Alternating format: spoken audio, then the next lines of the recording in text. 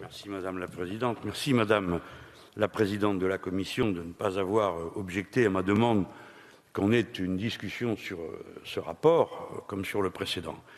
Non, Nour-Sultan Nazarbayev n'est rien d'autre qu'un abominable tyran. Ancien président du Soviet suprême de l'Union soviétique, Premier ministre socialiste, entre guillemets socialiste, s'autoproclame président de la République du Kazakhstan sitôt que l'Union soviétique explose. Voilà d'où vient la légitimité de Nazarbayev.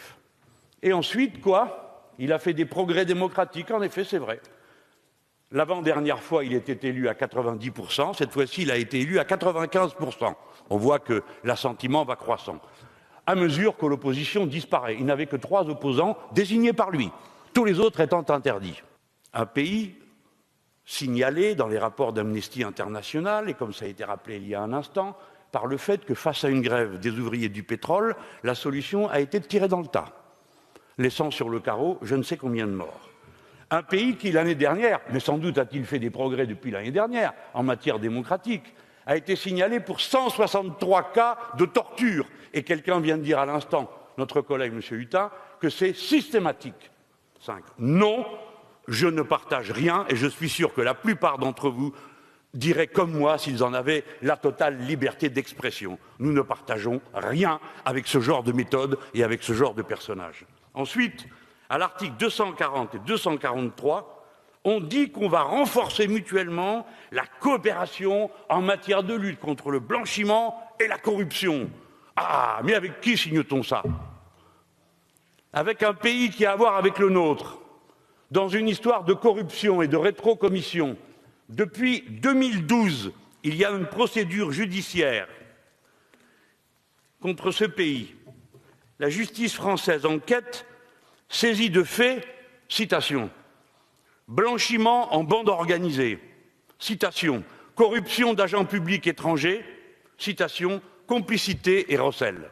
Cette affaire n'est toujours pas close, mais par ses détours, elle a fini par atteindre la mise en cause du président du Sénat belge. La Belgique est un pays de l'Union européenne et sans doute les Belges comme nous pensent que tout ça n'est pas conforme à l'idée qu'ils se font du droit. Ce pays est classé 131e sur 176 en matière de corruption et de viol de tout ce que les législations internationales prévoient en matière de droit. À cette heure, je suis du côté de ceux qui sont en prison à cause de Nour-Sultan Nazarbayev et qui ont été torturés, contre ceux qui sont emprisonnés, contre ceux à qui on met ces pastilles pour surveiller ce qu'ils disent et ce qu'ils font. Non, ce n'est pas acceptable.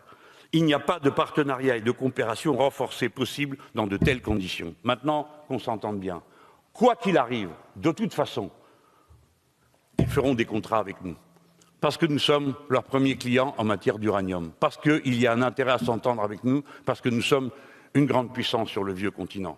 Je peux entendre tout ça, mais pas au prix d'une amnistie pour un tyran pareil, pas au prix d'une amnistie pour des crimes aussi abominables.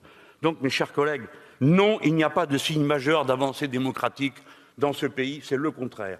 Non, ce pays n'a pas l'intention de respecter davantage les valeurs démocratiques, comme ça a été dit. Non, il ne pratique pas les valeurs françaises. Et voilà pourquoi je ne le voterai pas. Mais il y a tyran et tyran. Là, nous avons affaire à quelqu'un... Oui, il y a des différences, parce qu'il y a des pays où les choses se passent différemment. Là, nous avons affaire à quelqu'un qui ne laisse pas un mètre d'espace et de respiration à ses opposants et où il n'y a personne pour les défendre. Personne. Voilà.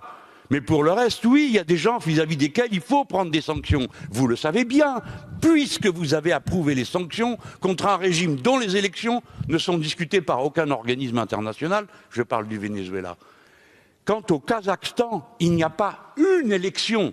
C'est l'OSCE qui le dit. Et l'OSCE, j'aime mieux vous dire que dedans, il n'y a pas que des régimes à la française. C'est l'OSCE qui le dit, il n'y a pas une élection qui puisse être considérée comme libre au Kazakhstan depuis la fin de l'Union soviétique. Voilà la situation.